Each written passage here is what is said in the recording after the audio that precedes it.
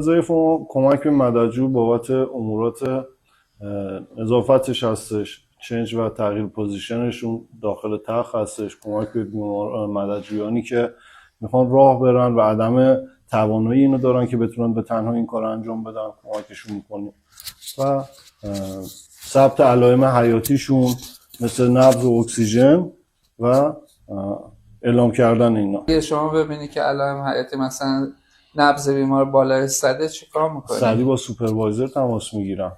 یعنی سوپروایزر خط مجزا داره که شما در دسترسته که هر موقع مشکل داشتید هر لحظه ای که ما مشکل داشته باشیم سوپروایزرمون در دسترسمونه. خب گیریم که سوپروایزر هم به عنوان یک انسان خواب باشه. آیا شما بکاپی داری که به کس دیگه ای زنگ بزنی؟ با کی تماس میگیری؟ اگر که سوپروایزر دسترس نبود به مترون مجموعه زنگ میزنم، ایشون 100% هستن و همیشه پاسخگو بودن.